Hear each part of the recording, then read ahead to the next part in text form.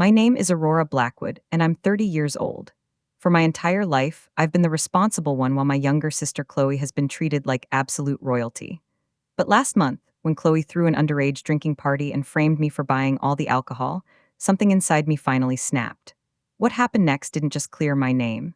It exposed a web of lies that left my entire family, including a federal judge, completely speechless.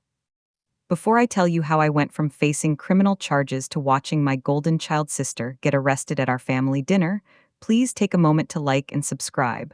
But only if you genuinely enjoy stories about justice being served. I'd love to know where you're watching from and what time it is there. Drop a comment below. I read every single one. Now, let me take you back to that Friday night when my perfect life started falling apart. I was in my Chicago penthouse apartment, reviewing contracts for my hospitality consulting firm, when my phone rang. The caller ID showed Mom, and I already knew this wouldn't be pleasant. In our family's Lake Forest mansion, I could picture the scene perfectly because I'd lived it 1,000 times before. "Aurora, we need you home this weekend," my mother Elizabeth said without even a hello. Her voice had that familiar commanding tone that expected immediate compliance. I continued reading my client proposal for the Marriott expansion project. "What's happening this weekend?" "Chloe's having some friends over tomorrow night. Nothing major, just a small gathering." She paused, and I could practically hear her calculating something. "We're going to your father's law conference in Springfield. We'll be back Sunday." My younger sister Chloe was 19 and in her sophomore year at Northwestern, majoring in what she called social media influence and what the rest of the world called communications. She lived at home, drove a BMW our parents bought her, and had never held a job in her life. "Mom, I have 3 client meetings this weekend. Major hotels don't reschedule for family babysitting duty." "It's not babysitting, Aurora, it's being a responsible older sister. Chloe's still young, she needs guidance." Young, Chloe was 19, not 9.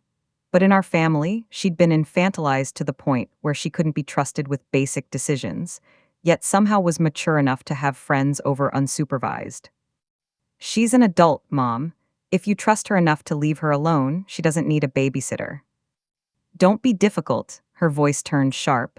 "You're between projects anyway, what else do you have to do?" Between projects, I looked at my calendar, packed with meetings for the next 3 months. My consulting firm, Blackwood Hospitality Solutions, was in the middle of our biggest expansion yet. But why would she know that? She'd never asked. "I'll text you when we leave tomorrow," she continued. "Just make sure nothing gets out of hand. You know how these college kids can be."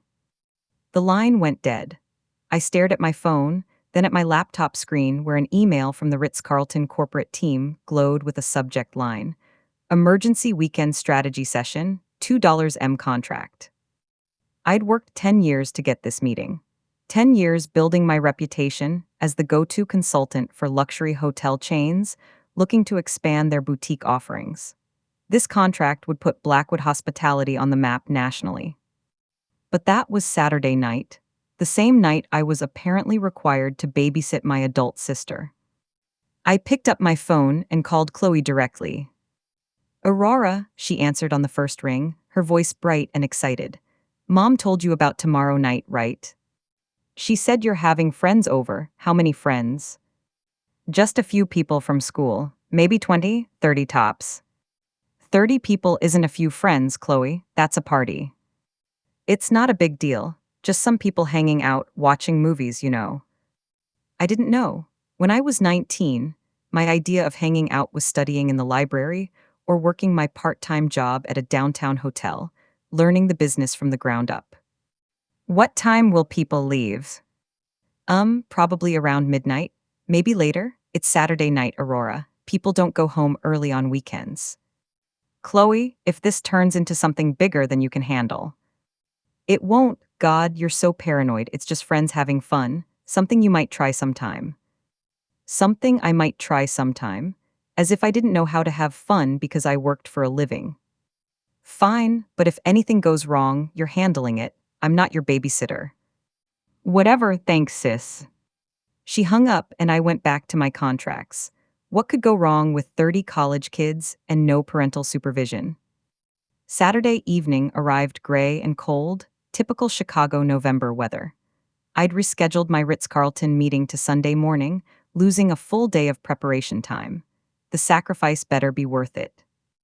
I arrived at my parents' house at 6 p.m. to find Chloe in full party preparation mode. She'd pushed all the furniture against the walls in the living room, set up a playlist that could probably be heard 3 houses down, and was arranging what looked like enough snacks to feed a small army. Wow, this looks bigger than 30 people, I observed, noting the industrial-sized bags of chips and cases of soda. I may have underestimated a little, she admitted, not meeting my eyes. But it's fine, everyone's really excited. How underestimated are we talking? Maybe 50, 60? Aurora, it's not a big deal. These are good people, my friends. 60 people, in our parents' house, with priceless art, antique furniture, and a wine collection worth more than most people's cars. Chloe, this is insane. You need to call people and reduce the guest list. I can't uninvite people. That would be so embarrassing. Look, nothing's going to happen. We're just going to hang out, listen to music, maybe watch a movie. Famous last words. By 8 p.m., cars were lining the circular driveway and spilling onto the street. These weren't 30 college friends having a casual hangout. This was a full-scale house party, and I was apparently the only adult supervision. I stationed myself in the kitchen where I could monitor the living room and keep an eye on foot traffic. Most of the kids seemed harmless enough, typical college students laughing and taking selfies. But I noticed something that made my stomach drop. Several groups were clearly underage. Not college sophomores like Chloe, but high school students. 16, maybe 17 years old, trying to look older and failing spectacularly. I found Chloe in the crowd and pulled her aside. There are high school kids here. So, they're friends of friends, it's not a big deal. It is a big deal if someone brings alcohol, Chloe. You could be liable for serving minors. She laughed, the kind of careless laugh that comes from never facing real consequences. No one's bringing alcohol, Aurora, relax. 20 minutes later, I watched a group of college-aged kids walk through the front door carrying cases of beer and bottles of liquor. My blood ran cold. I intercepted them at the door. I'm sorry, but you can't bring alcohol into this house. A tall kid with a Northwestern varsity jacket looked at me like I was speaking a foreign language. Who are you? I'm Chloe's sister, and I'm responsible for this house tonight. No alcohol. Chloe said it was cool.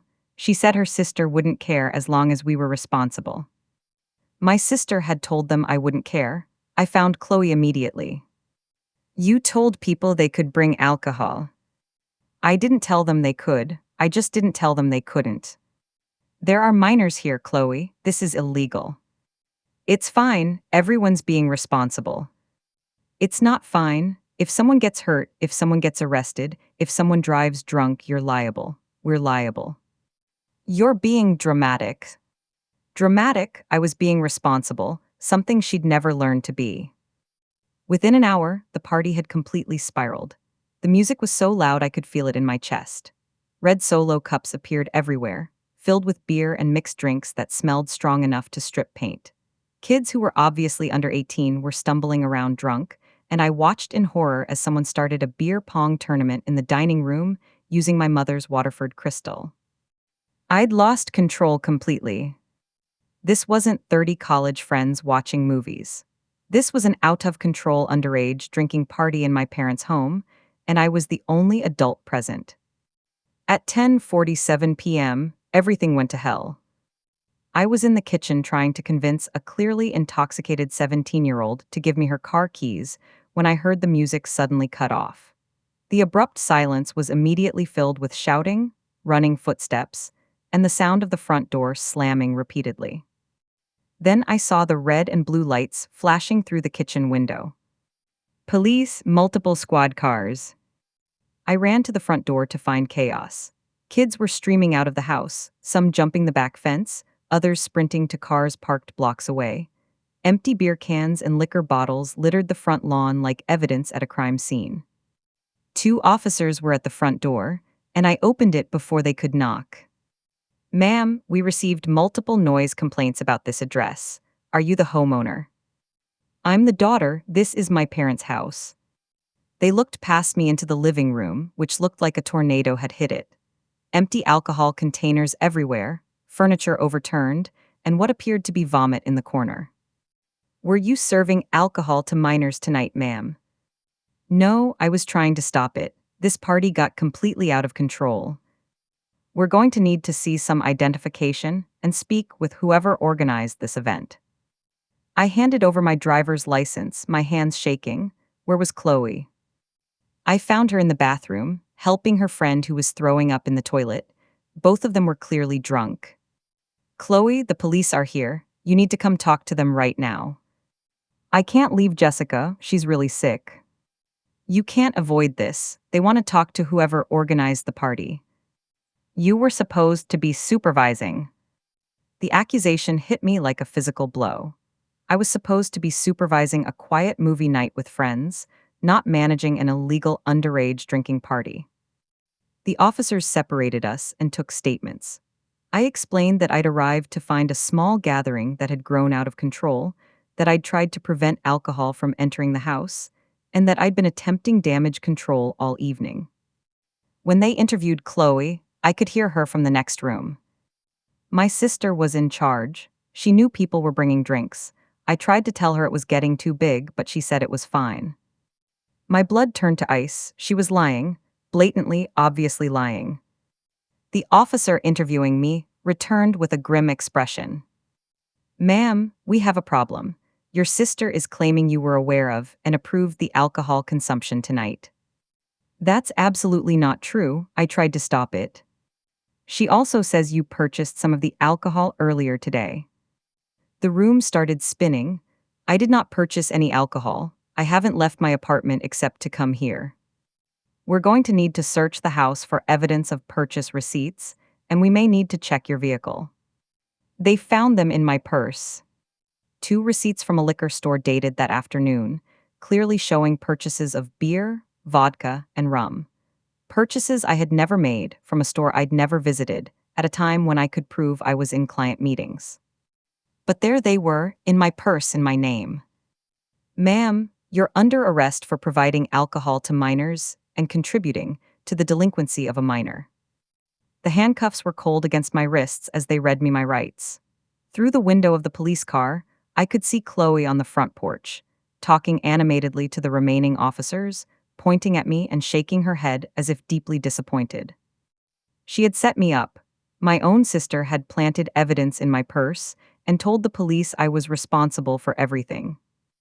As we drove away, I saw neighbors gathered on their front lawns, watching the neighborhood's responsible daughter get arrested while the golden child played victim on the front porch. The booking process was humiliating. Fingerprints, mugshot, and a holding cell that smelled like disinfectant and despair. My one phone call went to my lawyer, David Chen, who'd handled my business contracts for years. Aurora, what the hell happened? I explained everything. The party, the setup, the planted evidence. This is serious. Contributing to the delinquency of a minor, providing alcohol to underage persons. You're looking at potential jail time and definitely professional consequences. Professional consequences. My consulting business, built over 10 years of 18-hour days and impeccable reputation, could be destroyed by this. Hotels don't hire consultants with criminal records.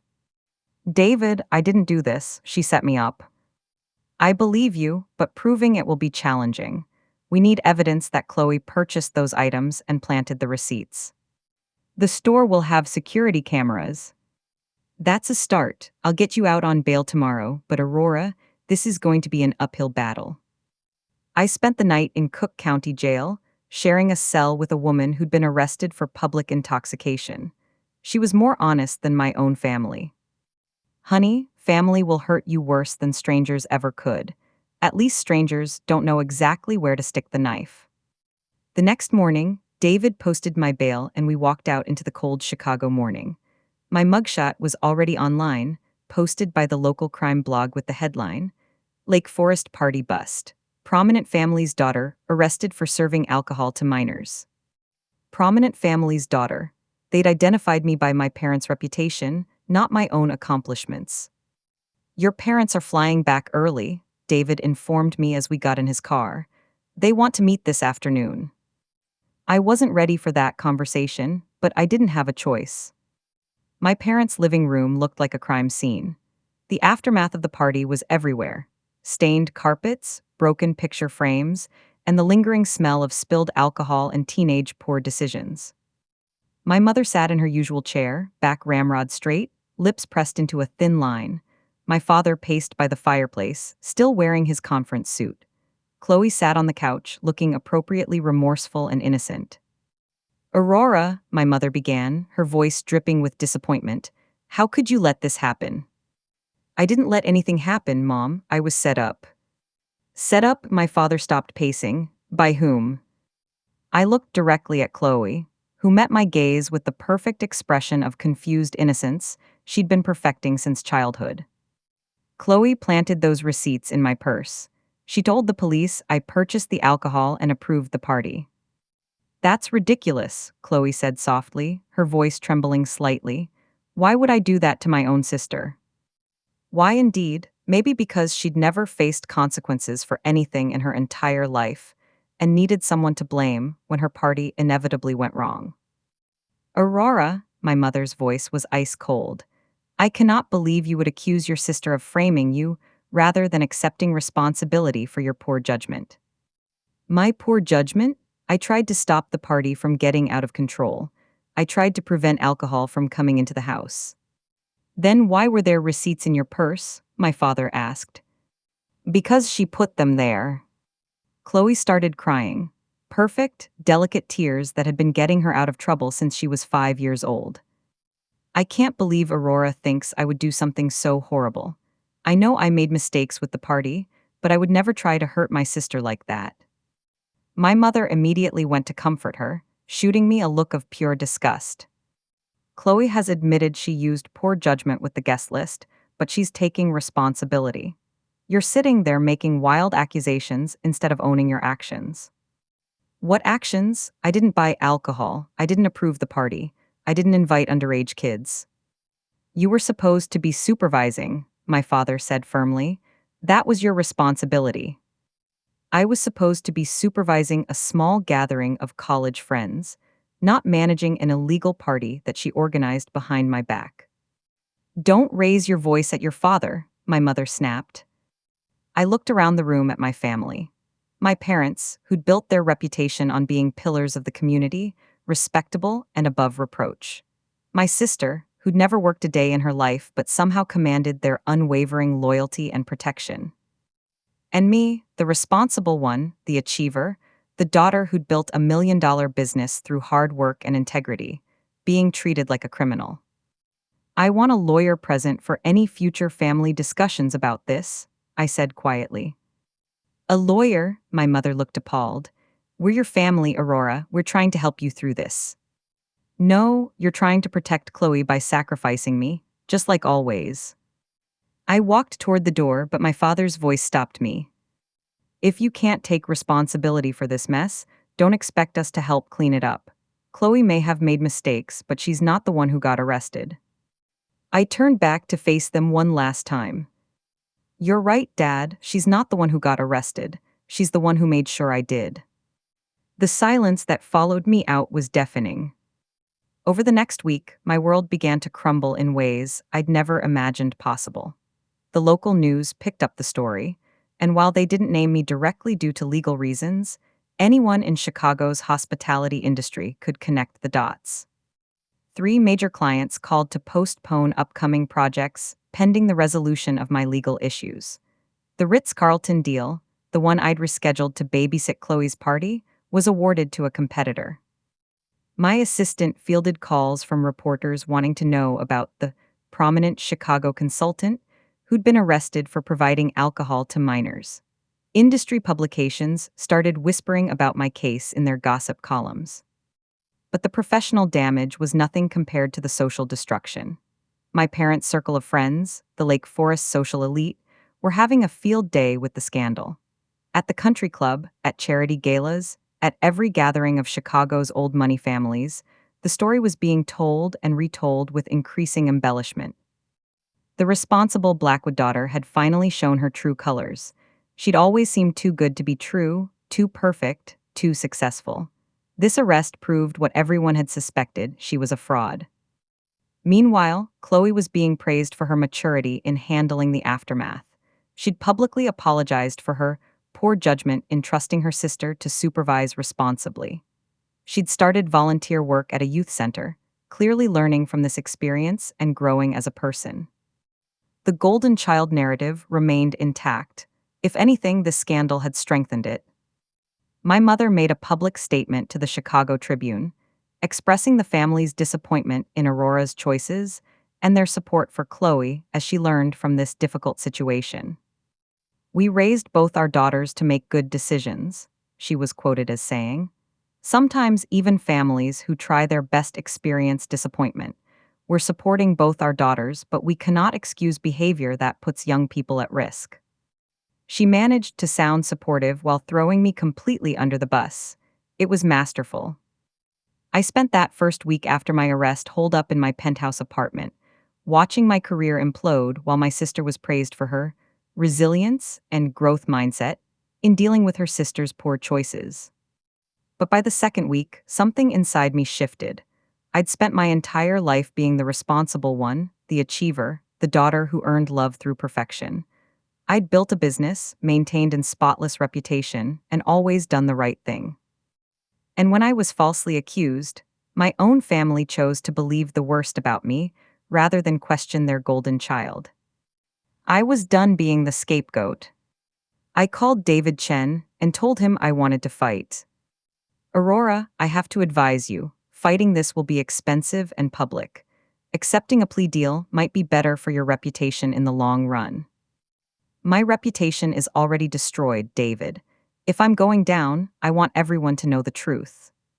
"All right then, let's prove your innocence." The investigation began immediately. David hired a private investigator, former Chicago PD detective named Carmen Rodriguez, who specialized in family fraud cases. "These sibling setup cases are more common than people think," Carmen explained during our first meeting. "Usually it's about inheritance or parental approval. In your case, it sounds like your sister needed someone to blame for a party that got out of hand. Can we prove she planted the receipts?" "Let's start with the liquor store. Those receipts show purchases made at 2:47 p.m. last Saturday. Where were you at that time?" I pulled out my phone and showed her my calendar. "Client meeting at the Palmer House Hotel. The meeting started at 2:00 p.m. and didn't end until 4:30 p.m. There are 12 witnesses." "Perfect. We can establish you weren't at the liquor store when those purchases were made." "But how do we prove Chloe made them?" Carmen smiled. "Security cameras, credit card records, and the fact that your sister probably made some very sloppy mistakes."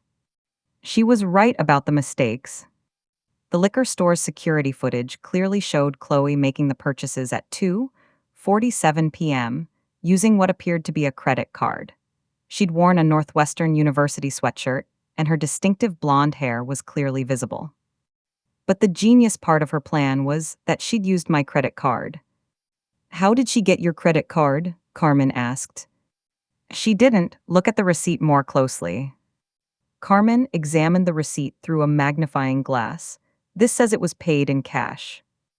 "Exactly, but if you look at the store's internal records, it shows the sale was processed as credit. She used a card, but somehow the receipt was altered to show cash." That's incredibly sophisticated for a 19-year-old college student. We dug deeper. The store's internal system showed that payment had been processed using a credit card ending in 4471. My credit card ended in 4472. Chloe's credit card, the one our parents paid for, ended in 4471. She'd used her own card, but somehow gotten receipts printed with my name on them. "This is fraud," Carmen said. "Multiple levels of fraud. She falsified receipts, filed a false police report, and committed perjury." "How did she get the receipts with my name?" Carmen interviewed the store clerk who'd been working that shift. He remembered the transaction because the young woman had been very specific about wanting the receipts printed with a different name. She said it was for expense reimbursement at work and gave me a business card with Aurora Blackwood's information. Said her boss needed the receipts in the company owner's name for tax purposes. She'd used my own business cards to commit fraud against me. But we needed more than just proof she'd bought the alcohol. We needed to prove she'd planted the receipts in my purse. Carmen interviewed the police officers who'd responded to the party. One detail stood out. When they'd asked to search for evidence, Chloe had specifically suggested they check my purse, claiming I always kept receipts for alcohol purchases in there. How would she know what I kept in my purse unless she'd put them there? We also discovered that Chloe had texted several friends earlier that day, telling them, Aurora's going to be in so much trouble after tonight, and I can't wait to see her face when Mom and Dad realize who she really is. The texts were sent hours before the party even started, proving premeditation. Carmen had built an airtight case. Chloe had planned the setup from the beginning, purchased alcohol with her own credit card, but arranged for receipts in my name, planted those receipts in my purse, and then directed police to find them while claiming I was responsible for the entire party. It was sophisticated, premeditated, and utterly heartless. We have enough evidence to get your charges dropped and have your sister arrested, Carmen told me during our final meeting. But Aurora, you need to be prepared. This will destroy your family. I thought about that for a long moment. Destroy my family. The family that had thrown me to the wolves the moment things got difficult. The family that had chosen to believe the worst about me rather than investigate the truth. Carmen, my family was destroyed the moment they decided I was disposable. I'm just revealing what already existed.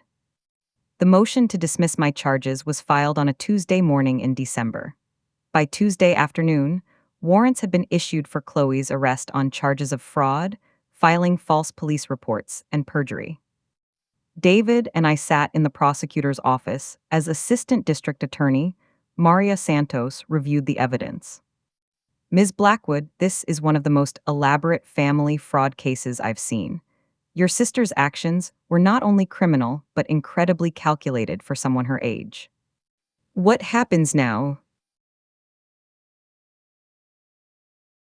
All charges against you are dropped immediately. Your record will be expunged, and your sister will be arrested and charged with multiple felonies. The relief I felt was overwhelming, but it was mixed with something else. Sadness. I'd proven my innocence, but I'd also proven that my own sister had tried to destroy me.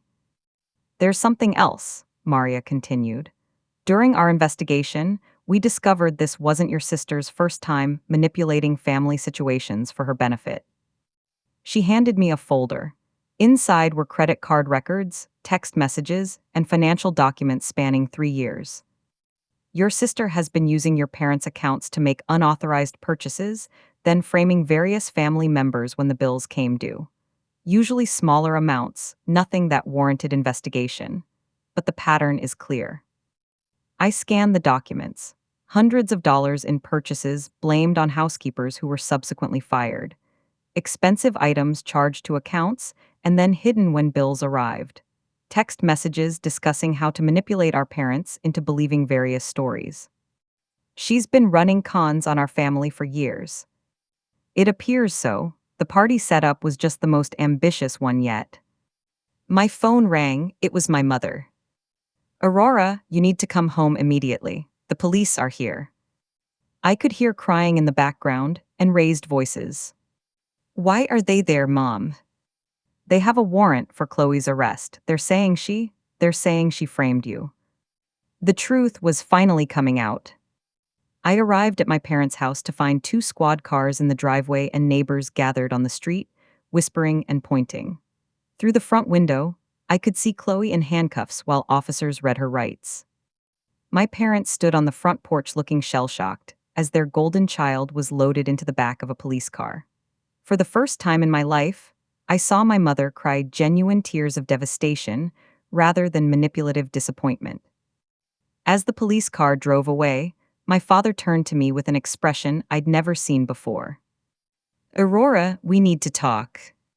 We sat in the living room where, just weeks earlier, they'd accused me of lying and refused to consider that Chloe might be responsible. the irony wasn't lost on any of us. The detective explained everything, my mother said, her voice barely above a whisper. The receipts, the credit card fraud, the planted evidence.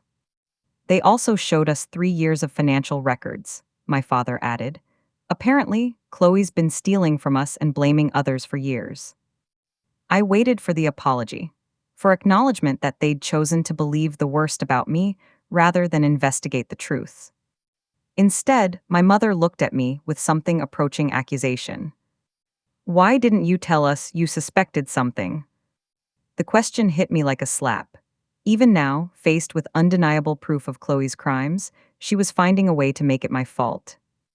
Tell you what, Mom, that I suspected my own sister was planning to frame me for her illegal party. When would that conversation have happened? You could have warned us she was capable of this. I could have warned you? I stood up, anger finally replacing the hurt I'd carried for weeks. Mom, when I told you she'd set me up, you called me a liar. When I said she'd planted evidence, you accused me of not taking responsibility. You chose to believe I was capable of providing alcohol to minors rather than consider that your precious daughter might lie. My father cleared his throat uncomfortably. Aurora, we know we made mistakes. You didn't make mistakes, Dad. You made choices. When your daughters were standing in front of you, one telling the truth and one lying, you chose to believe the liar. Because it was easier than admitting your golden child wasn't perfect. Silence filled the room, heavy with years of unspoken truths. What do you want from us? My mother asked finally. Nothing. I don't want anything from you anymore. We're your parents, Aurora. This is your family. My family threw me away the moment it was convenient. You were prepared to let me go to jail rather than question Chloe's version of events. I walked toward the door, but my mother's voice stopped me. Where does this leave us? I turned back to look at them one more time. My parents, who'd raised me to believe that integrity and hard work mattered, had abandoned me the moment their narrative was challenged. It leaves us exactly where you put us, Mom. I'm the daughter you were willing to sacrifice, and you're the parents I can't trust. The silence that followed me out was different this time. It wasn't defiant or angry. It was the sound of a family finally understanding the consequences of their choices. Chloe was released on bail the next day, but the damage was irreversible. The local news, which had whispered about my arrest, reported her charges with full detail. The headlines were brutal. Lake Forest golden child arrested for framing sister, and college student charged with elaborate family fraud scheme. The same society pages that had gossiped about my fall from grace now had to report the truth. Aurora Blackwood, respected hospitality consultant, had been falsely accused by her own sister in an elaborate frame job. My phone started ringing with apologies from clients who distanced themselves. Industry colleagues who'd whispered about my arrest now wanted to book meetings to discuss upcoming projects. But the most satisfying call came from the Ritz-Carlton corporate office. Ms. Blackwood, we understand there have been some developments in your legal situation. We'd like to discuss reinstating our consulting contract. I appreciate that, but I'll need to review my current availability. Of course, we realize we may have acted hastily in canceling our arrangement. They wanted to make it right, but the damage to my trust in business relationships had been done. I'd learned that reputation could be destroyed by lies and rebuilt by truth, but the scars remained. The criminal case against Chloe proceeded quickly. Faced with overwhelming evidence and the prospect of multiple felony convictions, she accepted a plea deal. 2 years probation, restitution for damages caused by the party, community service, and a permanent criminal record. The restitution alone was $50,000, covering damage to my parents' house, my legal fees, and lost business income from the false charges. Money Chloe didn't have and our parents would ultimately pay. During her sentencing hearing, Chloe finally apologized, sort of. I know what I did was wrong, and I'm sorry things got so out of hand. I never meant for Aurora to actually get arrested. I wanted someone else to be responsible for once. Someone else to be responsible for once. Even her apology was an admission that she'd never taken responsibility for anything in her life. The judge wasn't impressed. Ms. Blackwood, you orchestrated an elaborate fraud scheme against your own sister, attempted to send an innocent person to jail, and showed no remorse until you were caught. This represents a fundamental lack of character that concerns this court greatly. He sentenced her to the maximum allowed under the plea agreement and ordered psychological evaluation to determine if she understood the gravity of her actions. My parents attended the hearing, sitting in the front row as their golden child was officially branded a felon. I sat across the courtroom, no longer their daughter but their victim sister. After the sentencing, my mother approached me in the hallway. Aurora, we need to find a way to move forward as a family. Do we? Chloe made terrible mistakes, but she's still your sister. She's still our daughter. I looked at this woman who'd raised me, who'd taught me right from wrong, who'd abandoned those principles the moment they were inconvenient. Mom, she didn't make terrible mistakes. She committed felonies against me. She tried to destroy my life to avoid consequences for her own actions. She's young, she can learn from this. She's 19, not 9, and she's been running cons on this family for years. The police showed you the evidence. My mother's eyes filled with tears, but I no longer felt moved by them. What happened to forgiveness? What happened to family? What happened to protecting your innocent daughter? What happened to believing the truth over comfortable lies? I walked away, leaving her standing in the courthouse hallway with the ruins of the family she'd helped destroy. 6 months later, my business had not only recovered but thrived. The publicity from the case, while initially damaging, had ultimately worked in my favor. I became known as the consultant who'd overcome false accusations through integrity and evidence. New clients specifically sought me out, impressed by how I'd handled the crisis. My story became a case study in reputation management and family resilience. The Ritz-Carlton contract I'd lost during the scandal came back with a premium attached. They didn't just want my consulting services, they wanted me to speak at their executive leadership conference about crisis management and maintaining integrity under pressure.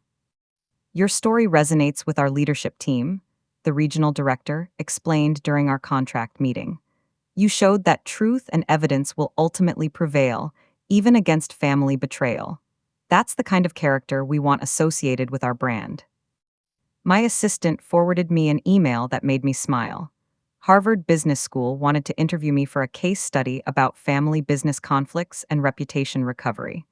The working title was When Family Becomes the Enemy, a study in corporate resilience. But the most satisfying moment came when I received an unexpected visitor at my office. Carmen Rodriguez, the private investigator who'd helped prove my innocence, knocked on my door with a woman I didn't recognize. Aurora, I'd like you to meet Jennifer Walsh. She's a prosecutor with the Cook County DA's office. Jennifer shook my hand with a firm grip. Ms. Blackwood, we've been investigating similar cases of family fraud, and your sister's case has opened up a much larger pattern. What do you mean? Carmen pulled out a thick folder. After Chloe's conviction, 3 other families came forward with similar stories. Elaborate setups, planted evidence, family members framed for crimes they didn't commit. All by Chloe. No, but all following similar patterns. It appears your sister may have been part of a larger network of young people who target family members for fraud schemes. Jennifer leaned forward. We found encrypted messages on Chloe's phone discussing techniques for framing family members, sharing successful strategies, even celebrating when someone got arrested based on planted evidence. My blood ran cold. This hadn't been a moment of panic or poor judgment. Chloe had been part of an organized effort to destroy family members for personal gain. How many families? 7 that we've identified so far. Your case was the most sophisticated, but the others show similar patterns. Planted evidence, false police reports, elaborate lies to parents and authorities. Carmen showed me printouts of the messages. My sister discussing my case with strangers, celebrating when I was arrested, sharing tips on how to make evidence look authentic. She was proud of what she did to you, Carmen said quietly. These messages show her bragging about how perfectly she'd executed the plan. Jennifer pulled out another document. We're upgrading her charges to include conspiracy and racketeering. This wasn't a family dispute, it was organized crime. Organized crime. My 19-year-old sister was part of a criminal organization that specialized in destroying families from within. What does this mean for her sentence? She's looking at federal charges now: conspiracy to commit fraud across state lines, racketeering, organized criminal activity. We're talking about serious prison time, not probation. I should have felt vindicated, but instead I felt hollow. The sister I'd grown up with, the little girl I'd once protected from bullies, had become someone capable of calculating cruelty that extended far beyond our family. There's something else, Jennifer continued.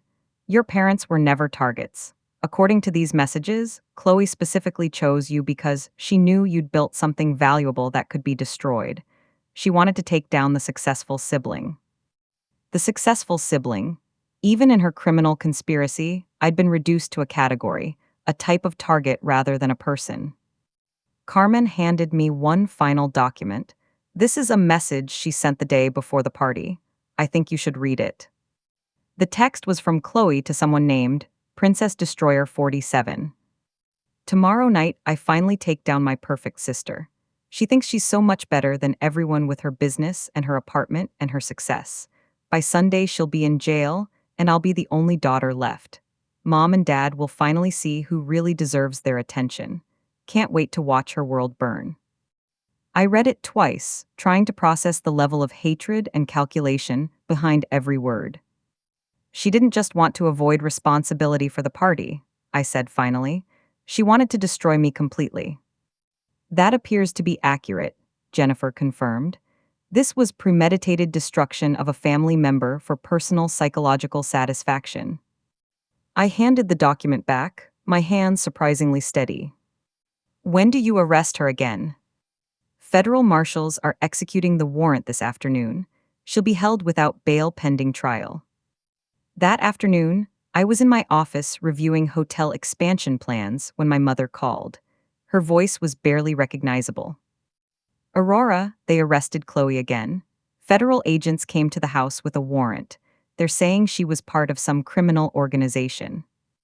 I could hear my father in the background asking questions, his voice strained and confused. They showed us messages, Aurora. Messages where she talked about wanting to destroy you. She called you horrible things. I know, Mom. The prosecutors briefed me this morning. Silence, then barely a whisper. How did we get here? You got here by choosing to believe comfortable lies over uncomfortable truths.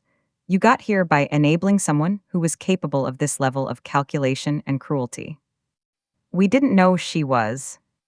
You didn't want to know. There's a difference. What are we supposed to do now? For the first time in months, I felt something resembling sympathy for my parents. They'd been victims too, in their own way. Victims of their need to see Chloe as perfect, victims of their willingness to sacrifice truth for harmony. Now you learn to live with the consequences of the choices you made, just like I had to. Aurora, please, we know we failed you. We know we should have believed you from the beginning. Yes, you should have, but you didn't, and that tells me everything I need to know about who you are as people. My father took the phone. What can we do to fix this? Nothing, Dad. You can't fix this. You threw away 30 years of my trust to protect someone who was planning to destroy me from the beginning. That's not something you recover from. She's going to prison, Aurora. Real prison for years. Doesn't that change anything? I thought about that question. Did Chloe's punishment change the fact that my parents had been willing to let me take the fall for her crimes? Did it change the fact that they'd believed the worst about me rather than question their golden child? No, Dad, her consequences don't change your choices. You'll have to live with those forever. I hung up and went back to my work. Outside my office window, Chicago stretched out in all directions, a city full of opportunities and people who valued merit over family mythology. My phone buzzed with a text from my assistant. Forbes wants to do a follow-up article about the federal charges. They're calling it the Golden Child Criminal Enterprise. Still interested? I typed back, schedule it. It's time for the whole truth to come out. The follow-up article would detail everything: the criminal conspiracy, the organized effort to destroy family members, the level of premeditation involved in my framing. It would show that my case wasn't an isolated incident of poor judgment, but part of a calculated pattern of destroying successful family members. Most importantly, it would show other families what signs to look for, how to protect themselves from the golden children who might be planning their destruction. 2 days later, federal agents raided my parents' house as part of the larger investigation. They seized computers, phones, and financial records going back 5 years. The search was looking for evidence of other victims, other families that had been targeted by the criminal network. My mother called me from a hotel room, crying. "They've taken everything, Aurora. They're treating our house like a crime scene." Because it was a crime scene, Mom, Chloe committed multiple felonies in that house. But we didn't know, we're victims too. You're victims of your own willful blindness. There's a difference between being deceived and choosing to be deceived. Please, Aurora, we need family now more than ever. I looked out my office window at the city I'd conquered through hard work and integrity. At the business I'd built without their help, without their support, without their belief in my capabilities. You need a family, Mom. I am family. But when you needed to choose between your daughters, you chose the criminal over the victim. I don't forget that. What if we went to counseling? What if we tried to rebuild? For a moment, I considered it. Family therapy, mediated conversations, the long, slow work of rebuilding trust. Then I remembered sitting in that police car, watching Chloe play victim on the front porch while I was arrested for crimes she'd committed. Mom, rebuilding requires a foundation. You destroyed ours. I'm not interested in starting over with people who were willing to sacrifice me to protect their comfortable lies. The silence stretched between us, filled with everything we'd lost and could never recover. I understand, she said finally. I hate it, but I understand. Good, maybe understanding is where you learn to be better parents to your next family. Aurora. There is no Aurora in your family anymore, Mom. You made that choice. I'm just honoring it. I hung up and blocked their numbers. After 30 years of being the responsible daughter, the achiever, the one who carried the family's reputation through hard work and integrity, I was finally free. Free to build relationships with people who valued truth over comfort, evidence over assumption, justice over family mythology. 3 months later, Chloe was sentenced to 8 years in federal prison. The judge cited the elaborate nature of the conspiracy and the targeting of family members as particularly heinous aspects of the crimes. Ms. Blackwood, the judge said during sentencing, you didn't just commit fraud. You weaponized family relationships for criminal purposes. You turned the trust that should exist between siblings into a tool for destruction. I didn't attend the sentencing. I was in Miami, closing a deal to consult for a luxury resort chain's national expansion. My parents sat alone in the courtroom as their golden child was led away in shackles. The news coverage was extensive. The federal case had revealed a network of young adults, mostly college-aged, who specifically targeted successful family members for elaborate frame jobs. The goal wasn't just avoiding consequences for their own actions, but actively destroying siblings, parents, or relatives who had achieved more than they had. Psychologists called it success envy taken to criminal extremes. Sociologists discussed the role of family dynamics in creating criminals. Legal experts debated whether targeting family members should carry enhanced penalties. I became an inadvertent expert on family fraud, speaking at conferences and consulting with law enforcement agencies about recognizing the signs of internal family conspiracy. But the question I was asked most often was always the same: do you think you'll ever reconcile with your parents? My answer never varied. Reconciliation requires mutual respect and shared values. When parents are willing to sacrifice one child to protect another child's crimes, we don't share values anymore. A year after Chloe's sentencing, I received a letter forwarded through my lawyer. It was from my mother, handwritten on stationery I recognized from childhood. Aurora, it began, I know you may not read this, but I needed to write it anyway. The therapy I've been attending has helped me understand that we failed you in ways that go far beyond the night you were arrested. We failed you by creating a family dynamic where love was conditional on avoiding problems rather than on unconditional support. We failed you by making Chloe's comfort more important than your truth. We failed you by choosing the easy narrative over the hard questions.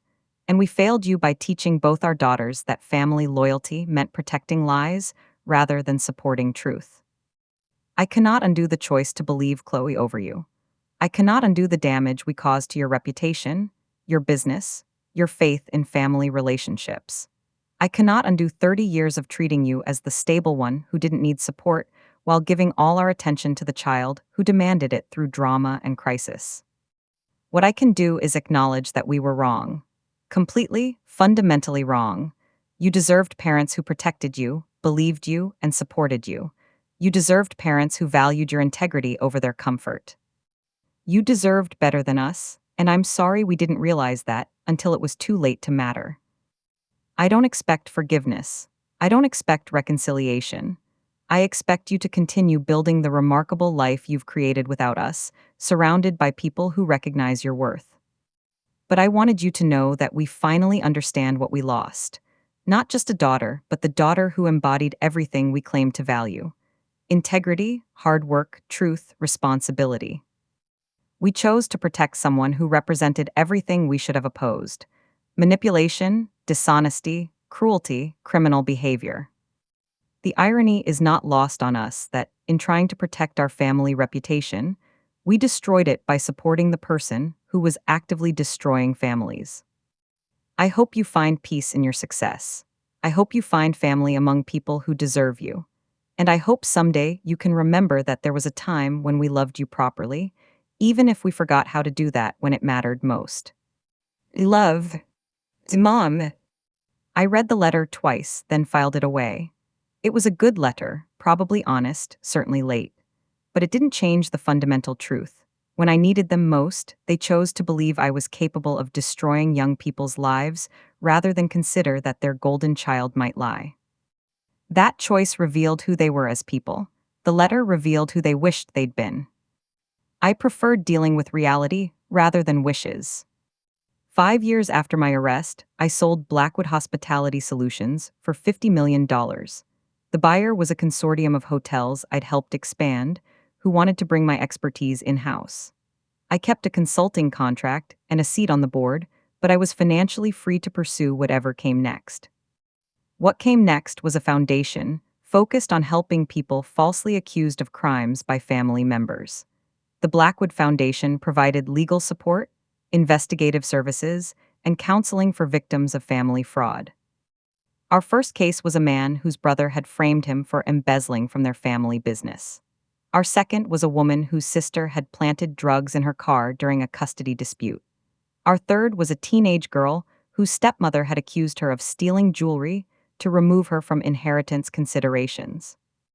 The patterns were depressingly similar: golden children or favored family members using sophisticated manipulation to destroy relatives who threatened their position in the family hierarchy.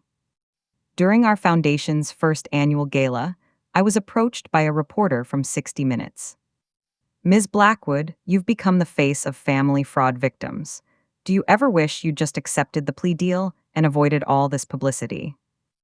I thought about the question. Did I wish I'd quietly accepted responsibility for crimes I didn't commit? Did I wish I'd protected my family's reputation by sacrificing my own integrity? No, I said finally. Fighting for the truth was the only choice that let me keep living with myself. Everything I've built since then has been possible because I refused to accept lies as reality. Do you have any regrets? I regret that my family preferred comfortable lies to uncomfortable truths. I regret that they taught my sister that love was conditional on maintaining fiction. I regret that it took criminal charges for me to learn who my family really was. But not fighting the charges. Never. Truth is worth fighting for, even when it costs you everything you thought you had. The interview aired 6 months later, part of a special episode about family fraud that featured my story alongside 5 other similar cases. The episode won an Emmy and brought national attention to a crime that had been largely ignored by law enforcement. More importantly, it brought funding and support for our foundation. Within 2 years, we'd helped over 200 families navigate false accusations from relatives. We'd successfully overturned 47 wrongful convictions and prevented countless others through early intervention and legal support. My parents never contacted me again after the letter. I heard through mutual acquaintances that they'd moved to Florida, seeking a fresh start away from the scandal that had consumed their Chicago social circle. They'd lost most of their friends, their standing in the community, and their reputation as a respectable family.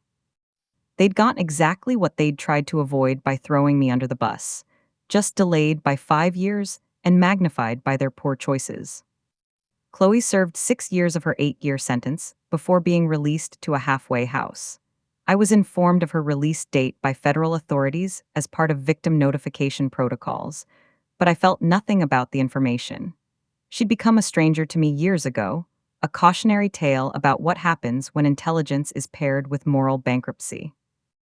On the 10th anniversary of my false arrest, I was invited to speak at Northwestern University's School of Law about family fraud and the importance of evidence-based justice. The irony of speaking at my sister's former school wasn't lost on me, but it seemed appropriate somehow. During the Q&A session, a student asked the question I'd been expecting. "Ms. Blackwood, do you think your sister understands the damage she caused?" I considered my answer carefully. I think my sister understands that her actions had consequences for her.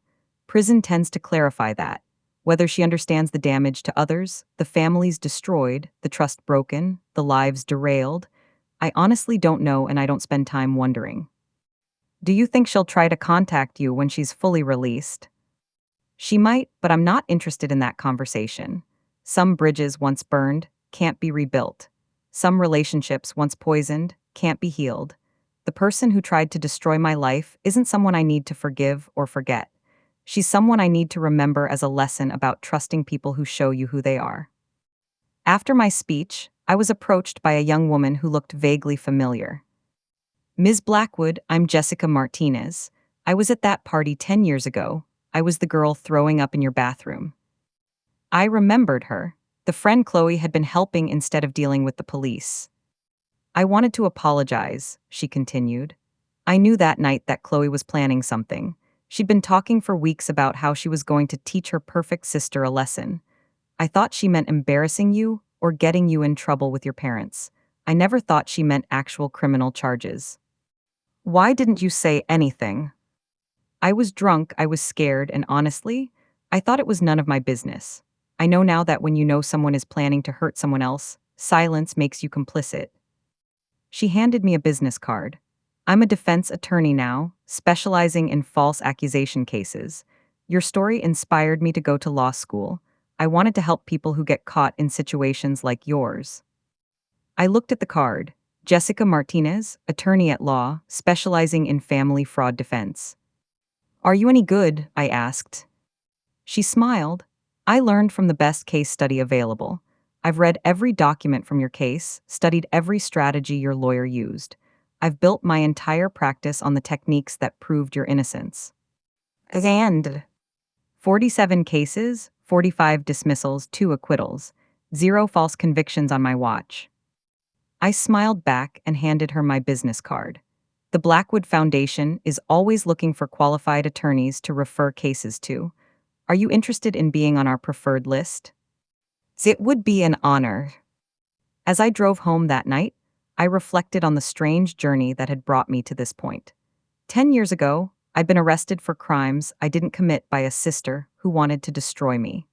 That false accusation had revealed the true nature of my family relationships and forced me to build a new life based on different values. The life I'd built was better than the one I'd lost. The relationships I'd formed were stronger than the ones that had been broken. The work I did now mattered more than the consulting contracts I'd once thought were the pinnacle of success. Sometimes the worst thing that happens to you becomes the thing that teaches you who you really are and what you're really capable of achieving. I'd started as Aurora Blackwood, the responsible sister, the overlooked daughter, the family servant who cooked and cleaned and managed expectations. I'd become Aurora Blackwood, CEO, foundation founder, advocate for truth and justice, and someone who understood that your family isn't determined by blood, but by who shows up when your world is burning down. The people who show up deserve your loyalty. The people who throw you to the wolves deserve to be forgotten. It had taken me 30 years to learn that lesson, but it was worth the education. Your family is the people who believe you when you tell them you're innocent. Your family is the people who fight for your truth when the world believes comfortable lies. Your family is the people who stand with you when standing with you costs them something. Everyone else is just people you happen to be related to. Remember that, it might save your life someday like it saved mine. Thank you for joining me on this journey from victim to survivor to advocate. If my story resonated with you, I'd love to hear about a time when you had to choose truth over comfort. Drop a comment below. Your story might be exactly what someone else needs to hear today. If you believe that truth is worth fighting for, even when it costs everything, please share this video with someone who needs to hear it. Subscribe for more stories about people who refuse to accept lies as reality. Remember, your integrity is worth more than anyone else's comfort, even family. Until next time, this is Aurora reminding you to trust evidence over emotions, and never let anyone convince you that loyalty requires accepting lies. Stay strong, stay honest, and never stop fighting for the truth.